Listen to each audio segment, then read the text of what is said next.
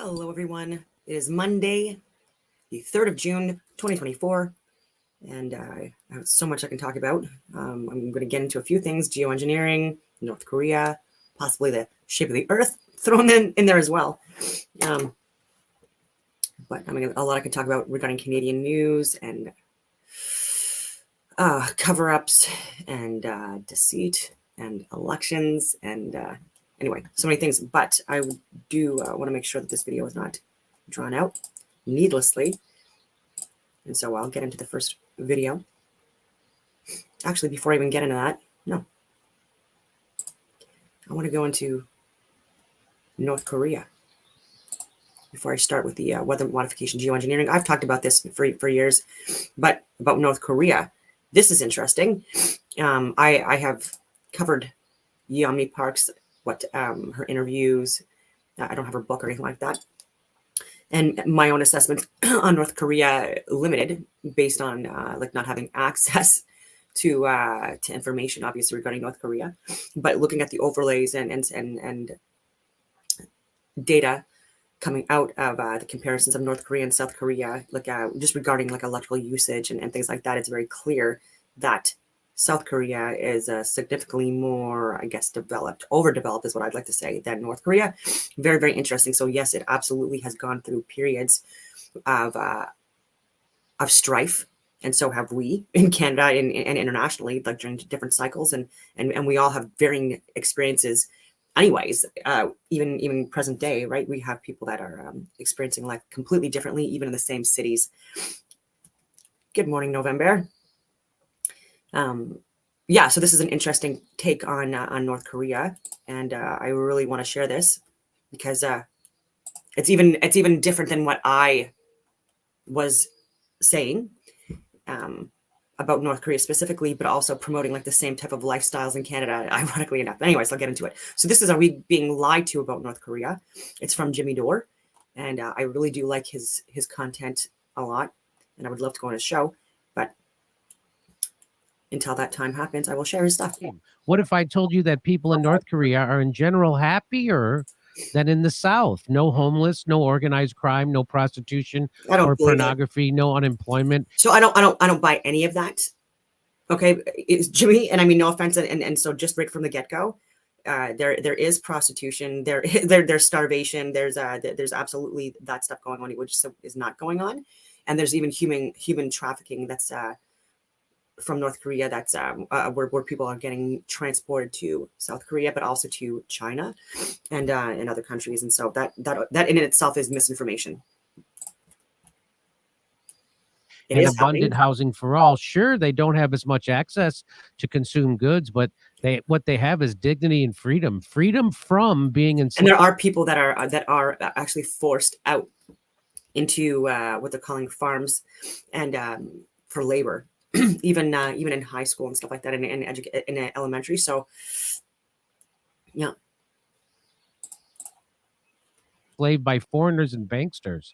Their land, people, and culture is free from the filth and poison of today's Western societies, and they take better. Whoa. And they are better off. Okay, I wanna hear this. Jaron mentioned you to Austin on Globe Busters yesterday about you finding the Stephen Hawking flat earth. Yeah, I would love to. I love Jaron. So smart, and I would love to have a conversation with Austin as well. Obviously, he's a freaking genius, as well as Jaron is what I'm talking about, and yeah, I would love to get his take. I would love to have a discussion with him, and this would not be any form of a debate or anything like that, obviously, but a discussion with Austin regarding light, electricity, magnetism. I mean, a whole bunch of different things. I mean, who else? No, like, yeah. Anyway, for it, do you really think the media has been telling you the truth about North Korea? Well, that's interesting. So I did share. I shared the Stephen Hawking paper with Jaron last week or something like that. I forget what I did, but yeah. So they have it now. Since I started this show, I've lived through a lot of hoaxes perpetrated by the mass media and the establishment. So the first one was Russiagate. They had been looking for a while. That doesn't surprise. Like I shouldn't say that, but like yeah. So like they're geniuses and stuff like that. My expertise is finding data, like the deciphering it, interpreting it, all that stuff. Like sure, I'm good at that. There are better people than me at that. For me, it's like also like finding information, because even Eric Dubé, who is also a genius. Again, I'm not slamming people at all. When I mention their names, it's because I hold them to like such a high regard that I'm giving them as examples. But like he was looking for some kind of a book or something like that, and he even like last year when he had mentioned this in his video, it had been a year since he had been looking for this certain thing. I did this live on my channel when I was looking for it. I'm like, I wonder, because I was sharing it. I'm like, I wonder if I could find this. And I literally within 5 minutes, I found this freaking thing. But it's because I'm trained, and I'm also not trained, but I'm also like I'm self-taught how to retrieve information that like literally no one has access to. Even yeah. So I'll just leave it at that. I hope this does not sound like a brag. It's not a brag. It's just been my most sought after skill set. So I get people literally all over the world, like part of government included, and they ask me to find things for them, and I do. When it was the Syria gas attacks and the Syria war, it was the Libya war, it was the Ukraine war, it was COVID. I mean, you can't, it's unbelievable how we are the most propagandized people in the world in the United States, and they don't know it. They have no idea they're being propagandized. They think that Sean Hannity, Anderson Cooper, and Rachel Maddow are telling them the truth. They think the New York Times and the Washington Post, owned by the richest handful of billionaires in the world, are somehow giving you the real truth about their class and their plans. They're not. So when I read that, I was like, I could believe that. So tell me, what do you base this on? Have you been to Korea, and how do you know this? I haven't myself been yet. I think I plan on going soon, but I have colleagues and friends who have gone, who are very knowledgeable on the topic, who have spoken to people there. But the main thing that I base it on is that when you actually do the research for yourself, when you investigate all of these ludicrous claims they make about North Korea, everything, all these ridiculous claims made by that woman, Yeonmi Park or whatever, all of these other kinds of tabloid stories, you go and find the primary sources, and it almost always comes down to the extremely contradictory, extremely inconsistent narratives and stories told by defectors, all of whom seem to contradict each other. And then why is this? Why are defectors? Oh my goodness. So this might not be true or not, but it's Yeonmi Parks, by the way. And even if people are controlled opposition, oftentimes they don't even know it. So she might be someone that's being duped and being pushed into the mainstream media to just share a narrative that people want her to share as part of a script. But for the nerve of this guy to call her a defector, when, if it's true what she was saying, it's like she was sold into slavery, sex slavery. Okay. Comparatively thinking, I think it's a little bit worse than when you're collecting fruit and vegetables from the gardens, and then her mother was also sold into to sex slavery and like as well. And so in China, by the way, so she was taken from North Korea as well. Anyway, so the nerve of this guy to call her a defector. I'm watching this video with you, and so that's not a good start. Especially for a guy that's never even been to Korea. Coming from the north, telling all these wacky, never even been, but okay, good start. Bizarre stories about what's going on there. Well, you actually study and investigate it, and it turns out there's a financial incentive. They're being financially incentivized to make these ridiculous claims because they get more attention for it, because they get paid for it, and so on. So I mean, you got to ask the question, why is there such a market for these ridiculous, insane claims that are made about North Korea, about how nobody's allowed to get the same haircut as Kim Jong-un and all this other nonsense? Why are we consistently told and depicted, that this is an insane kind of crazy country? It's totally 1984, totally Orwellian. It's a surreal country, and so on. Well, I would answer that by saying that is a country which, in the eyes of the U.S. and which in the eyes of NATO and the U.S. empire, basically, isn't supposed to exist. And we can go deep into the history of it, starting from the Korean War. But the whole context was when the Koreans liberated themselves from the Japanese, the Soviets and the Americans agreed that they would occupy different parts of Korea.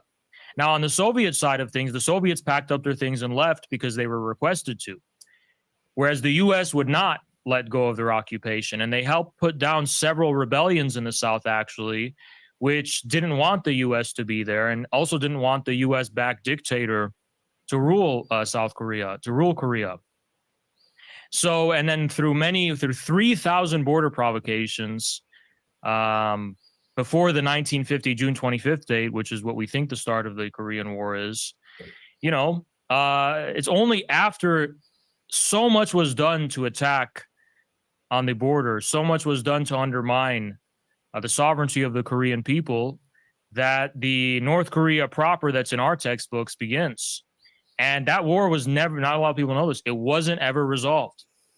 So formally speaking, the Koreas are still at war. And in a sense, we're still at war with the DPRK. So it's not supposed to exist, basically. It's a society that's not supposed to exist. Why is North Korea at war with South Korea? Because neither of them recognizes the other. They both lay claim to a unified Korea, especially the North, especially the DPRK. They consider the South, and I think this is fair, to be an illegitimate state because of its historical origins. Because again, it was a military dictatorship backed by U.S. occupation forces, which had to slaughter tens of thousands of people in the beginning in order to maintain its iron grip. And actually, South Korea was a dictatorship for most of its history. It was only very recently, you can correct me if I'm wrong, I think it was the late 70s or the early 80s that South Korea became a so-called democracy and its dictatorship ended. So people always, first of all, I see Jimmy struggling, might be struggling with his interview. This guy's accounts of history, like about recent history, does not encompass or capture that location, that geographic location throughout the eras, throughout history. He's taking such a small period of time, an alleged period of time, and then just like literally just painting the whole fucking country as like being like a dictatorship for the entire existence of it. That makes no sense to me. people say that North Koreans aren't allowed to leave their country, and the ones that are allowed to leave, they have to leave some of their family behind, so they have their incentive is to come back. Is that true, and why is that? It's not true. It's actually enshrined in their constitution. I mean, maybe you don't believe the legitimacy of that they do have the right to go abroad for work and for other kinds of things. Yeah, sorry. Are they allowed to just freely leave, or do they have to have a specific reason to leave the country? Of course, they have to have a reason. And I think that's actually how it works in any country. Because when you think about it, if you want to leave by just leaving on your own 2 feet, I don't. You know what? I'm not even gonna finish that. Like I was gonna watch it with you guys, but like that to me is just like this guy is just doesn't know what the fuck he's talking about. And so yeah, I just don't want to continue on with that. So let's get on to bigger and better things. And so geoengineering, chemtrails, truth exposed, weather modification, is it real? I've shared a lot of videos on this already. I have not seen this one yet. When was it posted? 16 hours ago. So I would like to see it with everyone and see what this is about, because this is also important. For decades, those with eyes to see have been aware of chemtrails in our skies. And for decades, we were called conspiracy theorists. But in 2016, while serving as director of the CIA, John Brennan admitted that chemtrails are real at the Council on Foreign Relations. Another example is the array of technologies, often referred to collectively as geoengineering, that potentially could help reverse the warming effects of global climate change.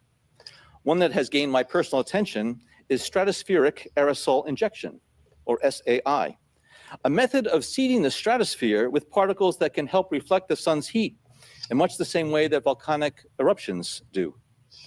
An SAI program could limit global temperature increases, reducing some risks associated with higher temperatures and providing the world economy additional time to transition from fossil fuels. This process is also relatively inexpensive. The National Research Council estimates that a fully deployed SAI program would cost about $10 billion yearly. In 2007, it was announced that nano-sized particles, known as smart dust, can be dispersed over the battlefield via aerial spraying. The military has contracted several multinational corporations to develop wearable biosensors. Biosensors and smart dust can become something known as body dust that can spread inside the human body as an active network, capable to provide telemetry from inside the body for the use of monitoring humans. There is a patent for using polyethylene glycol derivatives as a way to modify the weather. These polymers can be integrated with biosensors and soft robotics for smart materials, materials that can be modified by external stimuli. So I'm just Way gonna to go back a little modify the weather. These polymers can be integrated with biosensors and soft robotics for smart materials, materials that can be modified by external stimuli. Soft robotics is a subfield of robotics that utilizes compliant materials rather than rigid ones. DuPont is manufacturing elastomers for fast-moving soft robots and have developed the fastest DEA-driven soft robots ever reported. Designed for biosensing, interacting with biological entities, and actuating on a cellular level. In her recent article, Smart Dust, Biosensors, Polymers for Geoengineering, and the Multinational Corporations that Manufacture Them, Dr. Anna Maria Mielchia points out that these are the technologies that will be giving AI enormous amounts of data, as Bill Gates said, to understand 100 trillion organisms. She also points out the important fact that the elastomers being fabricated by DuPont for this soft robot technology are made of the exact same chemicals found when analyzing the messagens, a compound that displays liquid crystal properties, found in targeted individuals, which appear to be the same structures used as part of electronic circuitry in self-assembly nanotechnology. Smart Dust is a system of tiny microelectromechanical systems that can detect light, temperature, vibration, magnetism, or chemicals. They are operated wirelessly on a computer network, can be used for medical or military surveillance purposes, and can be dispersed through the air via chemtrails. And contrails. I just want to present like some patents, like the first one, and then there's also there's a 1.0 and then there's a 2.0 or 0. You can download the PDF. But methods of treating atmospheric conditions, including dispensing in the atmosphere surfactants, water soluble, and not just water soluble, by the way, polyelectrolytes or mixtures thereof.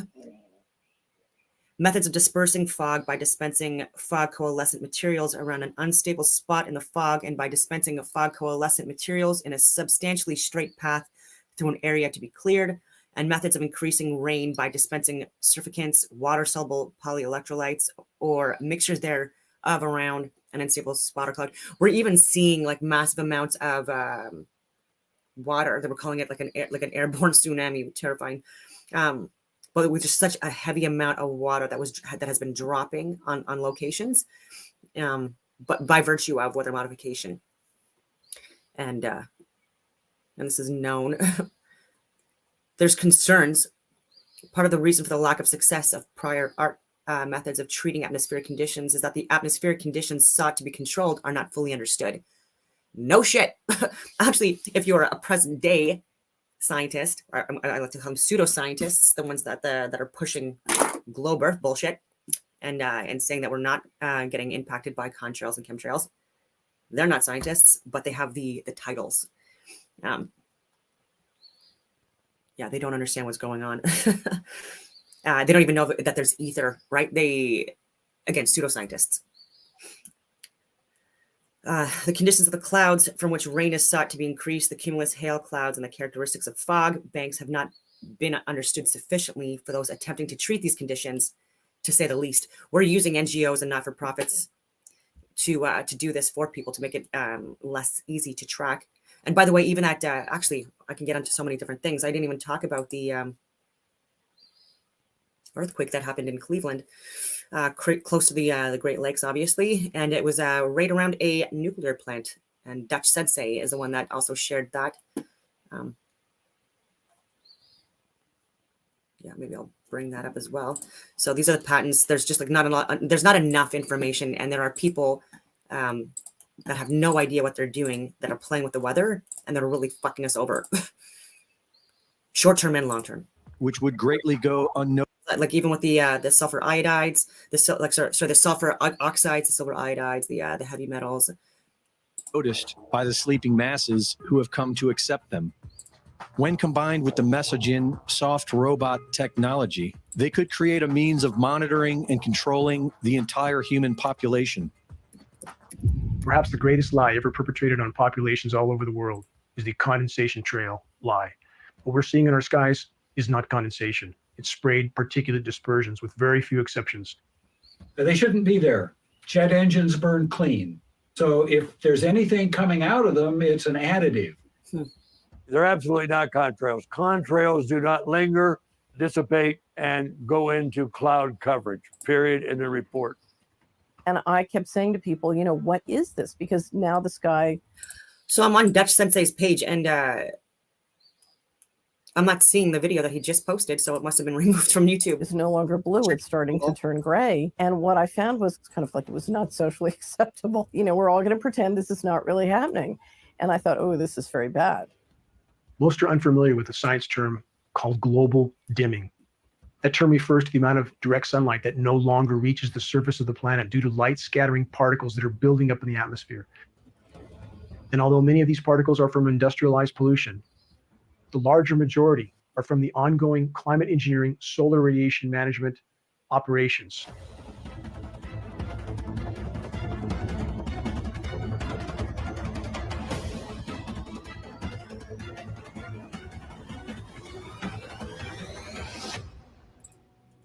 This engine, a high bypass turbofan jet engine, this is the engine that is on all military tankers and all commercial carriers, is in essence a jet-powered fan. 90% of the air that moves through this engine is non-combusted. This engine by design is nearly incapable of producing any condensation trail except under rare and extreme circumstances. And again, you know, we have film footage of aircraft flying at altitude with nozzles visible, turning on and off. That is the end of the argument. Since even before man could fly, there was an effort to try to modify the weather. We have weather modification patents going back 100 years plus. These are historical films of what can be done with a biplane, a small biplane that carries a very small payload. And that much can be done. How much more can a fully loaded military tanker, KC-10, KC-135, C-17 Globemaster, how much more material can they put in the air? About 500 times more with a single tanker. In regard to the condensation trail narrative, many refer back to the trails left by World War II bombers as proof that we are only seeing condensation trails in our skies. But GeoEngineeringWatch.org found on military archives film footage, which we posted, of World War II B-17s at altitude turning off a sprayed dispersion. We know that climate engineering was deployed immediately after World War II, so testing was absolutely ongoing. Clearly, these bombers were used for beta testing. Film footage proves it. Weather was a weapon used over Vietnam. Would you expect that to be then deleted from the availability? No. To continue to expand the scientific aspects of it, to have it available in your portfolio of weapons would be a natural process. Therefore, should you expect that it is available on demand to have the ability to modify weather? Absolutely, within this country and others. Climate engineering is the crown jewel of the military-industrial complex. Climate engineering has been used to destabilize and topple nations all over the globe, facilitating military occupations by hostile countries like the US. We know that some of these countries are having their precipitation cut off because they have stated so on the floor of the UN, like the president of Iran stating emphatically that NATO weather modification programs were cutting off the precipitation to Iran, but US media never covered it. We have an economic model operating globally, which is operating based on covert force. And I have very serious questions after watching the financial patterns as to whether that financial force or that force includes weather warfare. People were coming to me, telling me about this. So because of that, I went to the government in Ottawa under Freedom of Information. There was a 40-page report, of which half the pages were completely blank, and the other half had a lot of blank outs. But there was sufficient information to tell me that, yeah, they're aware. They call it geoengineering.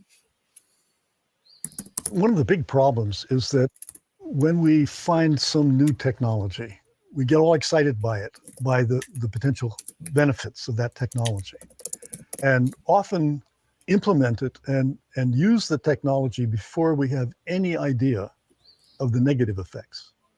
Shouldn't it be considered that every breath we take is laden with highly toxic particles that are wreaking havoc in our own bodies? Particles that aren't being reported by any air quality testing systems. Any official air quality testing are looking for PM10 or PM 2.5 microns at best. The climate engineering nanoparticulates are exponentially smaller. They go virtually unreported. These nanomaterials generate reactive oxygen species in biological materials, damage tissue, lead to advanced aging, cause cancer, causative agents of dementia. So yeah, we might think that we're doing something positive for humanity to save our species, but we're also poisoning ourselves. Eventually, with the team that we formed at GeoEngineeringWatch.org, we were able to acquire a NOAA flying lab. We were able to test at altitude to confirm the elements that were showing up at the surface. Our intention was to do a point-to-point sampling mission. We could see these obvious patterns that were being laid out in the sky. We were really thankful for the opportunity to be able to get up to altitude. And on the return mission, we noticed that that cloud layer had descended. And we sampled below the cloud layer, we sampled through that confluent layer and above it. We found exactly the same elements listed in climate engineering patents, the same elements we found on countless surface tests of precipitation from all over the globe.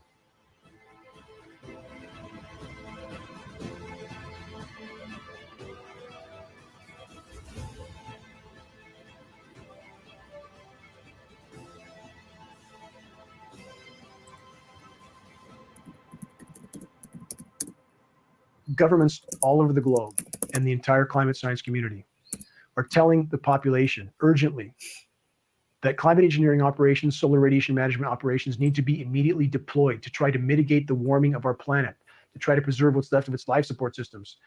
And yet when the public, those that are awake, try to bring to the attention of academia and elected officials that we see climate engineering already being conducted in our skies all over the globe. It's already been deployed. Lab tests prove it. Film footage proves it. Documents prove it. And yet we have the continued denial from the climate science community and official agencies telling us that we're not really seeing what we're seeing in the skies. They tell us if climate engineering were deployed, it would look exactly like what we're seeing in our skies. But then again, they tell us that we're not really seeing what we are actually seeing. The paradox is the more the climate engineers spray the planet, destroy the ozone layer, disrupt the hydrological cycle, and increase the overall warming of the planet, the more they feel they have to ramp these programs up to try to mitigate some of the damage that these programs have done in the first place. That is the true definition of insanity. As a society, we are like a freight train heading for a broken bridge that is just a few years away from us. And I think people don't understand the exponential increase of toxicity in the environment. These operations should be considered the most insane endeavor ever deployed by the human race. These operations are systematically derailing all of Earth's life support systems in the attempt to blot out the sun. The myopic, short-term objective of trying to cool the planet while worsening the overall warming. The climate engineers, if these operations are allowed to continue, are pounding the nails into our collective coffins. From a scientific perspective, and what we know about nanomaterials and effect on human health and the environment, this is a serious problem. And it really does warrant further scientific investigation. We need the answers to get to the bottom of this national security problem.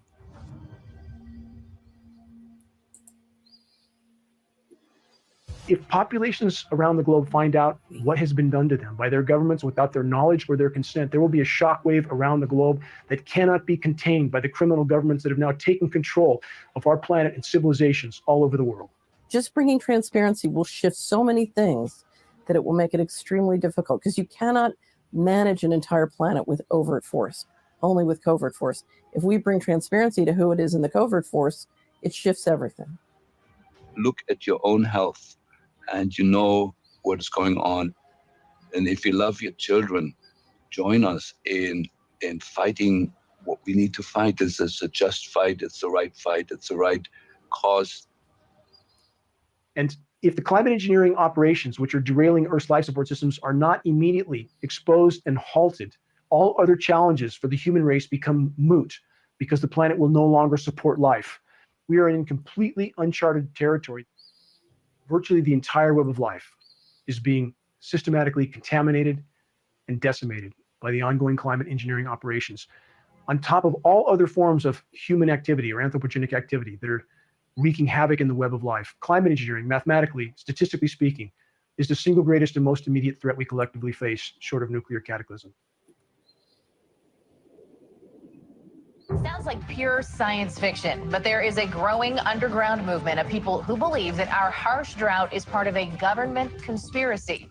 Here, outlandish ideas like weather warfare and climate engineering, in other words, weather control, are accepted as basic fact. Climate engineering is the greatest single assault on the environment ever launched by humanity, without question. Dane Wigginton, lead researcher for GeoEngineering Watch, is sounding the alarm. Climate engineering, they say, is to blame for the harshest recorded drought in California history. Dane is used to skeptics. He once was one himself. Talk is cheap for those that haven't investigated.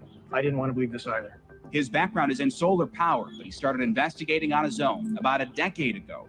After becoming suspicious, something was partially blocking the sun's energy from reaching his solar home. I grew up in Southern California, choking in a sea of smog. None of the adults around me seemed concerned about the conditions, but for me, life in the toxic murk was intolerable. I have always fully recognized the immense damage being inflicted on the planet by countless forms of human activity. I lectured on anthropogenic global warming. I dreamt of clean air and blue skies. I dreamt of living in untainted wilderness off the grid. I dreamt of planting trees and watching them grow and thrive. I dreamt of coexisting with the wild inhabitants of the forest. I finally made it to the serene setting I had craved for so long, a remote forested mountaintop in Northern California. But the dream soon turned to a nightmare. When I began to lose significant amounts of my solar power uptake from my off-grid wilderness home, I knew something was radically wrong. We are officially told that the aircraft-emitted trails in our skies that linger, spread, and sometimes cover the entire horizon are just condensation. But the condensation trail narrative is perhaps the greatest lie ever perpetrated on populations all over the world. It is not possible for condensation to block at times 60, 70, even 80% of my solar power uptake. I began to research the issue of geoengineering, aka climate engineering, programs that governments around the globe and in climate science communities have told us are only proposals. Yet, there they were in the skies above me. Even today, we are being told falsely by the climate science community that we have one final card to play to try to avert total climate collapse, total planetary meltdown. But this is in fact a lie. Climate engineering, weather modification patents go back more than 100 years. But all available data indicates that programs were first deployed at scale immediately after World War II and deployed over the polar regions in the attempt to increase the size of the polar ice packs and thus try to regulate Earth's temperatures. It lays the predicate and the foundation for the development of a weather satellite that will permit man to determine the world's cloud layer and ultimately to control the weather, and he who controls the weather will control the world. Numerous government documents posted at geoengineeringwatch.org, some as much as 800 pages long, prove that global governments, even governments that the public perceives as being adversarial, are in fact colluding and cooperating on the climate engineering issue due to the cross-border ramifications. You can't climate engineer over your own country without affecting the entire planet. They are all working together on these issues, and other governments around the globe are either actively or passively cooperating. Is the government experimenting with our weather? People say the government is up there in airplanes spraying all kinds of chemicals to change or manipulate the weather.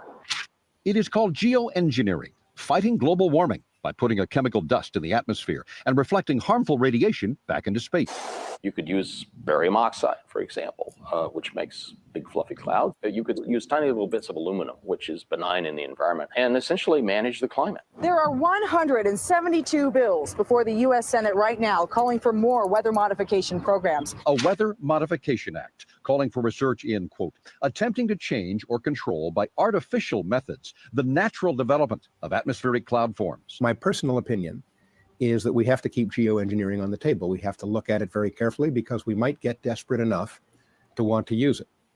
There is a line of research on what's called geoengineering, which are various techniques that would delay the heating to buy us 20 or 30 years to get our act together.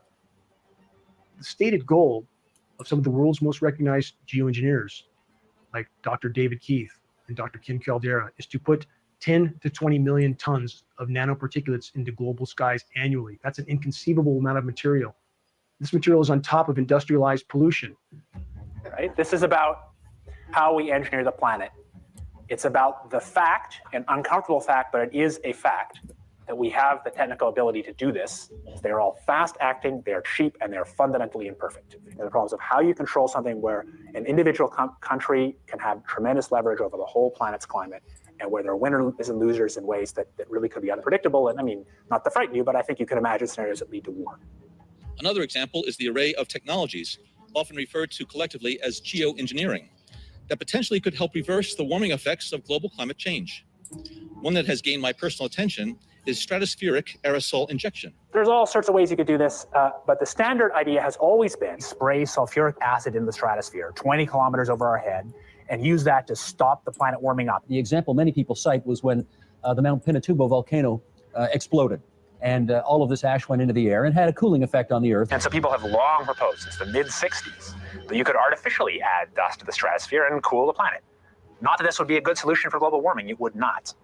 But it does show the way we're steadily developing the powers to manipulate the planet with comparative ease. That sulfur in the lower atmosphere is masking some of the climate warming from CO2. So is this the global dimming or something? Yeah. Other leading ideas basically to emulate what big volcanoes do, put material in the stratosphere to reflect sunlight. So the problem is the following. If you add SO2 to the stratosphere, SO2 doesn't condense. So you might want to put alumina in. Alumina has a very high initial refraction. It's very small. It doesn't coagulate. And you can engineer particles that have particular properties. You can get them out of the stratosphere. You can concentrate particles near the poles. Costs are so cheap that the richest people on the planet could perhaps afford to buy an ice age. It's extraordinarily cheap. I knew it was cheap when I found that they were quoting me in tons. It's also true that particles, as they get bigger, fall out a lot faster. We sort of step back and think, okay, well, how would you actually make particles in the stratosphere? This is really engineering now. If it was aerosols in the stratosphere, it would likely be put there by airplanes. Start with a fleet of just 2 or 3 kind of modified business jets. The basic idea is that if you let a plume off on an aircraft by just changing some little details, you can actually get much smaller particle size distributions by doing this kind of spraying. So there are all sorts of side effects. I'll get to them in a second. But if you put sulfuric acid in the stratosphere, for example, you could deplete stratospheric ozone. Smaller size means more surface area, but more surface area means less ozone. Is this stuff in the stratosphere going to be killing some number of people that are going to be sacrificed? It's an obvious concern. If it kills 1 million people and we're It's only bad. doing 1% more, we're just killing 10,000 more people. You can do math. Okay. But that's so killing people is not the objective here. So if I made a decision, or if there was a collective decision to do a geoengineering program, and you put, say, the kind of program I think makes more sense to put about 1 million tons a year in, but let's say, you might end up killing many tens of thousands of people a year as a direct result of that decision. And so the only thing that we can do to cool the planet, or that society can do to cool the planet, is deploy these sorts of technology. And by the way, it's not really a moral hazard. It's more like free riding on our grandkids. And it means there are going to be winners and losers, just like there are winners and losers for CO2, but they're different winners and losers. So this makes the problem, if anything, harder to solve. You've introduced another dimension of complexity into the managing the planet's climate problem. What we're watching financially is a great deal of public policy being promoted on the theory that we have climate change. And yet in that discussion, we never talk about, well, what's all this spraying and how is that involved? Engineering the weather gives you the ability to overcome or prevent droughts. It gives you the ability to inflict them if you don't go along. And the brilliance of inflicting a drought is there's no popular support against you. So this kind of invisible warfare, if it can be done, is very effective, it would seem to me, both positive and negative. Well, imagine if you can predict the weather over long periods of time, how much money you can make. You know, you can trade it. How do you manage money in that world? Many people message me confused and bewildered as to how it is possible that such colossal programs can occur in skies above our heads, programs of climate engineering and solar radiation management that are literally decimating Earth's life support systems. And these programs are not being acknowledged by any official source, not being acknowledged by the climate science community that has indeed betrayed the human race and the entire web of life by their denial of the ongoing climate engineering elephant in our skies. And the people that message me are perplexed at how such atrocities can be ongoing for so many decades. And we have still official denial, and we have populations that are all too willing to accept that denial. I began to test for some of the primary elements named in climate engineering solar radiation management patents, starting with aluminum, barium, and strontium. My test came back from the state certified lab. To my dismay, these elements indeed were present in significant amounts, and subsequent tests showed higher and higher and higher amounts, continuing to escalate until one test was as high as 3,450 parts per billion of aluminum. This is highly toxic rain. I knew my life would never be the same because I can't look the other way. It's completely intolerable for me to live under toxic skies. And what about the trees? What about the bats, the bears, the birds, the bees? They have no voice except for us. I began to try to bring this issue to light from that moment on. Initially, few would listen, few would look at the data. But as time went on, and as more and more people woke up along the way and realized the significance of attempting to play God with the weather and engineer Earth's life support systems, more individuals from different arenas joined the effort to try to sound the alarm. I want to tell you that we're in very great danger from the pollution that's coming down over us. And we've been led astray by the military-industrial complex, and they're responsible for the cloud's creation and weather manipulation programs. I sacrificed 4 years of my life defending the people of my country just to come home and find there are greater threats here domestically. There's something going on. I don't know who it is or why they're doing it. All I can testify is it's not natural and it's not normal. Now, the aluminum content of rain should be 0. And there's a lot of argument that aluminum is very common to be found, but aluminum is only common in a bonded form. It's not common in a free form, and we're finding high rates of free aluminum. Because you can spread so many small little particles through the environment, it dramatically increases the surface area that's in that environment because there's so many of them. When you look up at the sun and you see a white haze, that is aluminum floating in the air right now, and it's coming from the aircraft. Solar radiation management, SRM, to block the sun. That's the stated purpose. The consequences don't seem to be considered with these programs, but that is the stated purpose on almost all UN and global governance documents for these programs. And in the past 5 years, I have seen the number of patients with Alzheimer's disease, Parkinson's, and other neurodegenerative diseases tremendously increase, almost quadruple. United States code says you cannot experiment on the American public, and if you do, you got to report it to Congress within 30 days. Where's the proof it did that? But it is also to get the media to start reporting on this. So all of us have a consequence that we may not be aware of.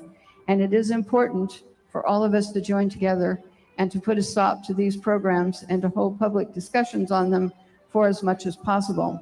And I want all of you to know that it's important that we realize that this is not normal and natural, that these are programs, experimental programs that are being conducted at this time, and we all have to stand up and say no.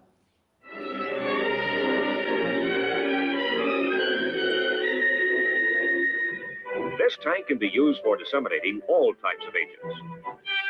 Anti-crop spray from aircraft using the Aero X2A has proved very effective in field trials. For larger planes, the Air Force has perfected spray equipment. This B-17 has several spraying nozzles and carries the tank in the bomb bay. I'm Charles Jones, Brigadier General, U.S. Air Force retired.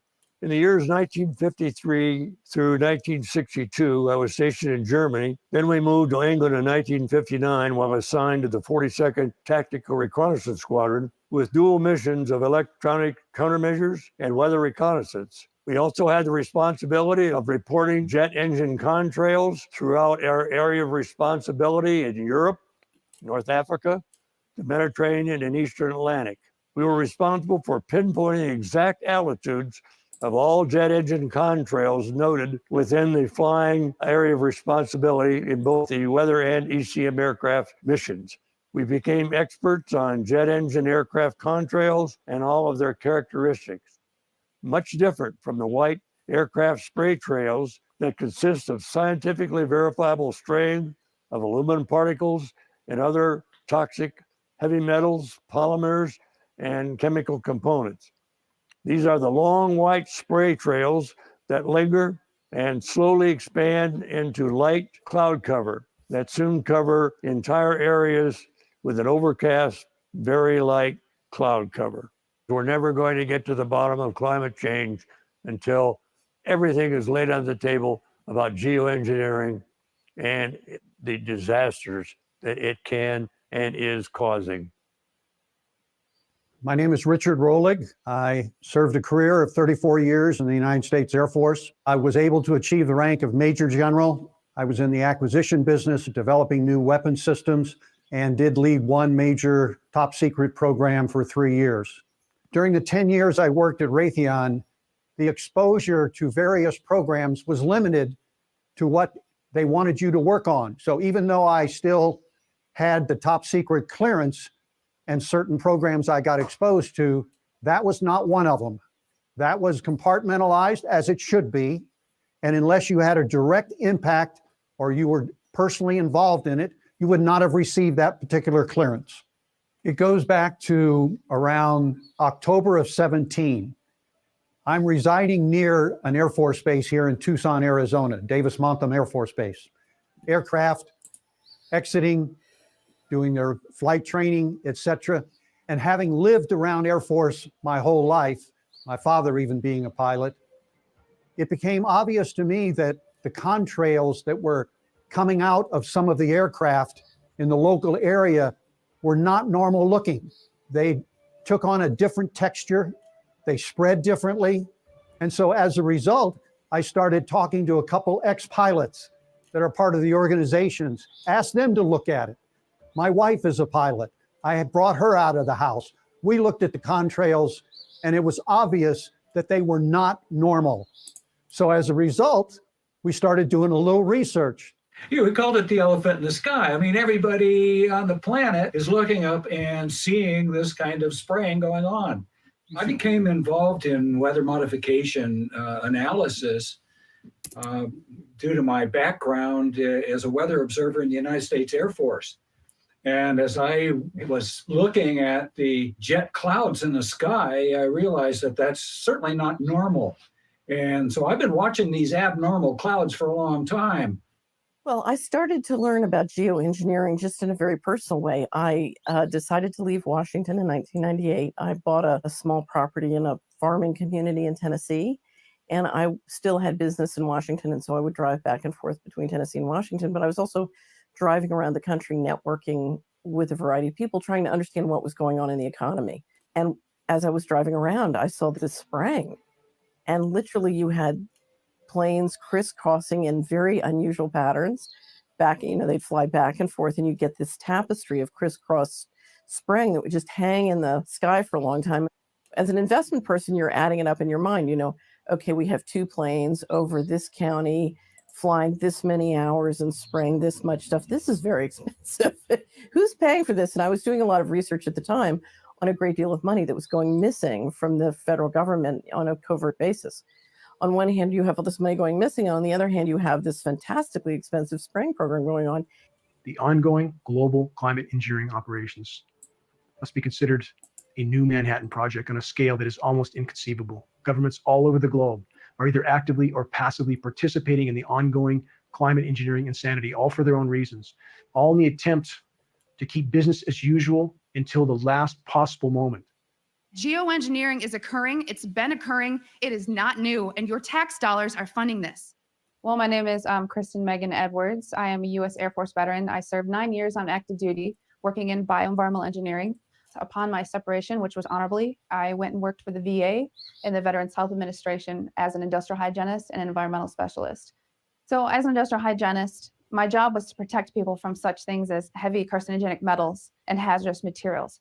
And through that, all items that came on base was approved through what is called an Air Force Form 3952. And that is a hazardous materials acquisition. So in order for a chemical to be brought on base, it had to be tied to a specific task. If people were painting aircraft, we knew where that paint was going and what it was being used for. And this was all for liability. So when you start to find constituents coming on the base that you're trying to remove from the base and engineer out through different industrial processes, that was a red flag for me and really told me to do my own research. I've often wondered with the large amount of people in all branches of the military who work in an environmental facet, why they aren't coming forward. I don't think a lot of people are connecting the dots. I wouldn't have stumbled upon why these constituents were being brought on base unless I had heard about geoengineering. So a lot of times I think people are supporting an operation, but haven't really seen outside information to tie it to why this is going on. To see how much taxpayer dollars are used in military operations, whether they're peacetime or wartime, to see how much money is spent to reduce hazards, again, that affect human health and impact the environment, is complete contradiction to geoengineering using wartime exemptions to not be cited through the EPA. This is a huge waste. This is fraud and waste from the US government. And that this is allowed to go on to me is unbelievable. I think it's one of the most dangerous, diabolical things that has ever happened to us. It's the most dangerous thing short of a nuclear cataclysm. So I take it very, very seriously, and will do everything I can to try and expose the problem and encourage people to do likewise. Well, when I was growing up, I was really a fan of Kurt Vonnegut, and Kurt wrote some remarkable works. And I later learned that most of the fodder for that work came from the work of his brother, Bernard Vonnegut, who was a scientist at the GE under Irving Langmuir, the lead scientist there. That work was focused on the production of ice crystals at elevated temperature using a compound called silver iodide. I would like to take you into the laboratory and show you a few of the experiments that led us to our outdoor experiments in converting clouds into snow. These are some which I photographed that were formed in the laboratory. This is a picture of the first cloud that we seeded back last November. Putting dry ice from a small dispenser in the bottom of the plane, under many conditions, of course, full-fledged snowstorms will be produced in this way. Nature at last has permitted to do a little something about the weather. These were something that scientists had worked on, developed through the 1940s, 50s, and 60s, and were likely being deployed even today.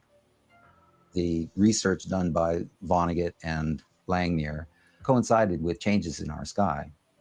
As these programs, or at least this type of research, increased, the skies started to change.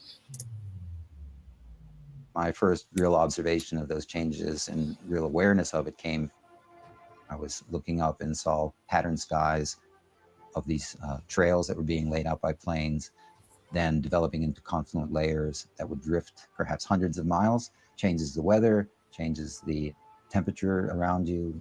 Also, the light intensity and the quality of light was changing.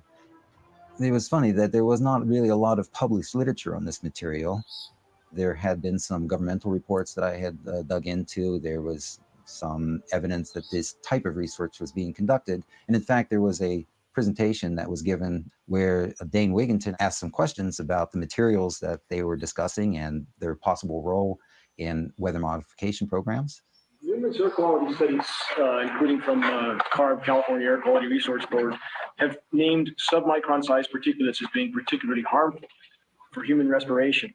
Through all the discussions today, I have not heard any mention of this fallout, and has this been studied, and also the effects of a highly reactive metal like aluminum on toxifying soils and waters? The question is, what would be the effects of these materials on human health if they came down into the stratosphere?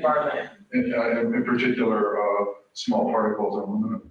In our climate model, we looked at how much additional acid rain, acid snow you would get from the sulfur coming out of the stratosphere if you did it at a rate of 5 megatons per year or 10 megatons per year of sulfate. And it turns out that amount is so much smaller than what humans put into the troposphere on an annual basis by burning fossil fuels as a byproduct. That even in pristine areas, the soil would have a binding capacity and it wouldn't be harmful. So the collaborators of mine working on the aerosol scheme are actually folks from Carnegie Mellon who focused on human health impacts. And while we haven't published it, that was the very first thing we did, was do the order of magnitude calculation, federal pencil paper, but with an expert on human health impacts about whether there could be an issue. And the answer is no, clear cut no. So for the numbers of particles we're in the stratosphere are so tiny compared to the loadings on human health. There are other things that worry me a lot, like the rain on these particles in the upper troposphere, where they might affect high clouds. And for aluminum or other particles, there are a lot of toxicological things that need to get looked at seriously. But if you just think about the sheer number of particles and the human health impact of small particles, the answer is, well, we haven't published it. That was the first thing we looked at with some of the leading experts who do epidemiological research on human health impacts, and it's not even close to huge. So 10 megatons of aluminum dumped into the atmosphere will have no human health impact. So let me be more careful here. We're separating out the toxicological, but so the aluminum we've only begun to research and publish now.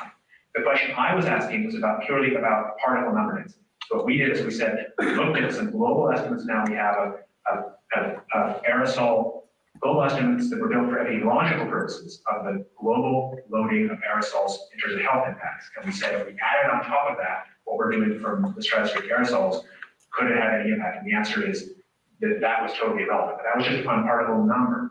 We haven't done anything serious on alumina, and so there could be something terrible that we'll find tomorrow we haven't.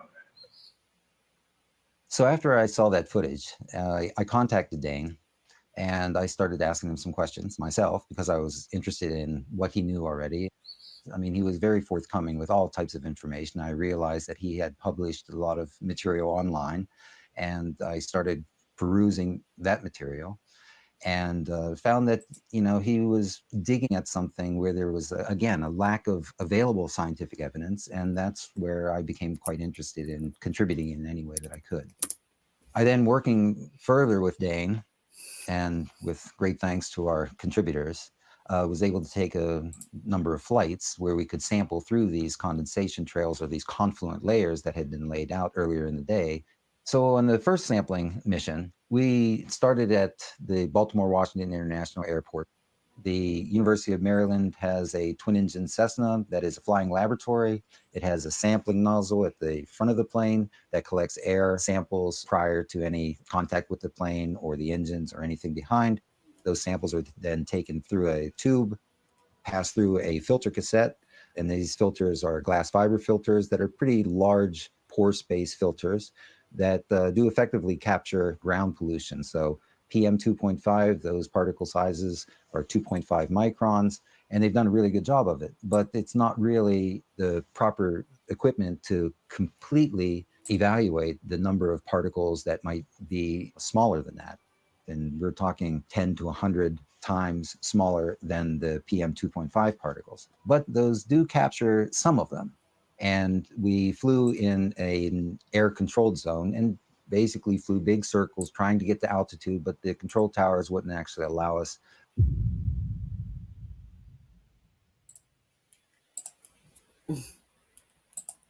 That was interesting.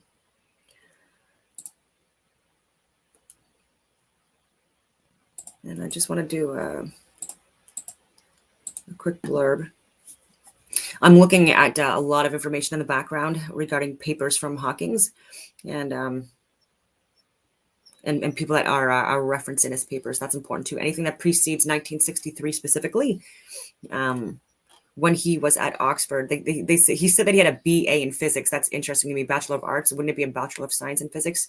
It could be, especially at Oxford. It might be different classifications of degrees. But he graduated in 1963, and then he went on to get his PhD afterwards, subsequently, which is why his 1966 paper is out there. And so, anyway, I'm going to be looking into that all friggin' morning. But I do want to take a look at Sophia Small Storm. That's an interesting name for someone that's talking about weather. Storm. Anyway. I've been speaking with Clifford Carnicom. I had put up my website aboutthesky.com, and it just hit me while I'm watching this video. Oh my God, this is it. These synthetic fibers that have no match, that all the labs deny they've ever seen or know anything about. This is synthetic biology being laid into us. It's being dropped from these chemtrails. And then I knew, of course, about the desiccated artificial red blood cells that Clifford had found in the environmental fallout. And I just said, that's it. And I didn't know who to tell. I mean, who do you call up, right? So I went to Conspiracy Con the following spring. I simply had a table. Nobody had really heard of me. I had made the movie 9/11 Mysteries, and so people had heard of that. But in this chemtrails milieu, I was just a complete unknown. And I started telling people at my table, because they were coming up and they were seeing Clifford Carnicom's DVD, and I think I was selling Holes in Heaven. I had an online store that was a bookstore and DVD store. And people were saying, yeah, but what are the chemtrails really for? What are they doing? And I said, transhumanism. And they looked at me like I had 3 heads. That would make me a transhuman, right? And I explained it. I said, don't you know about the filaments, the fibers, the dried blood cells, the conductivity that they're making out of the atmosphere? And all this ties together with synthetic biology, technology, artificial hybridization of natural forms and machine forms. They're laying it out now. They're sprinkling it. They're distributing it. And people got very excited and very worked up. And they said, oh my God, you have to be a speaker. Why aren't you a speaker? I said, because he never heard of me, the organizer, right? And I said, he offered me a table. And so do you know, the next year, 2011, actually it was, that I was 2 years later, I was invited to give a talk, and I presented From Chemtrails to Pseudo-Life, Part 1. And the subtitle of that was The Dark Agenda of Synthetic Biology. And then the following year, there was a chemtrails conference in LA, and I presented Part 2.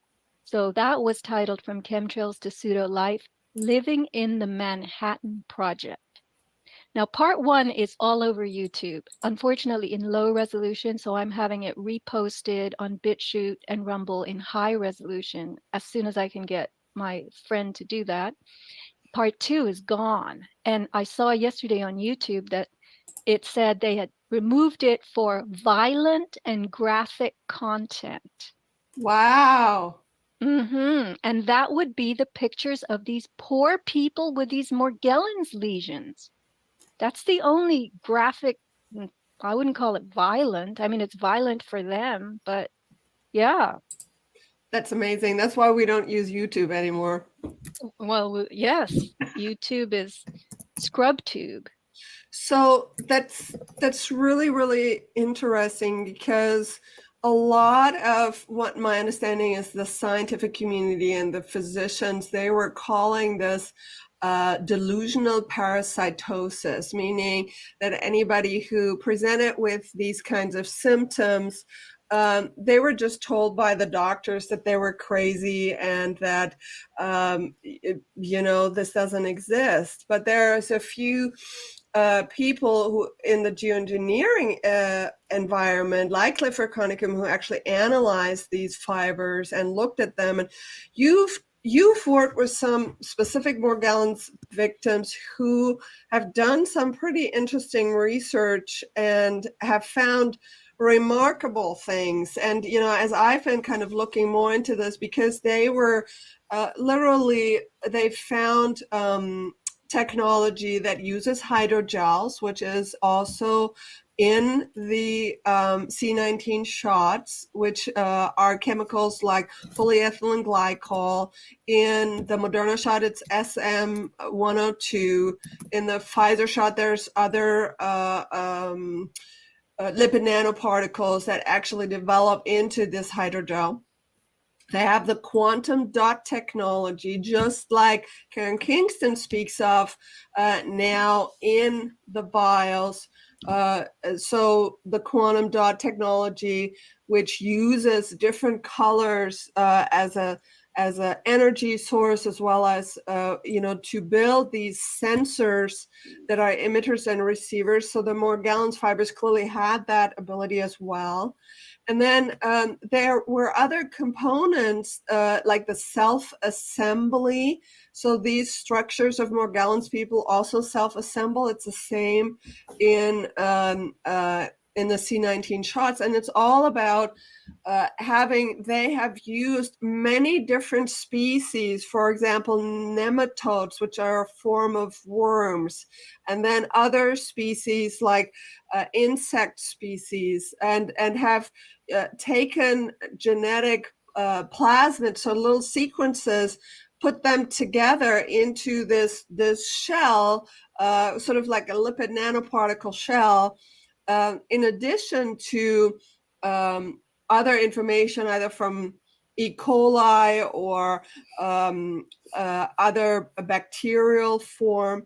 And then they merged this, and then Clifford Carnicom also found these synthetic dried red blood cells.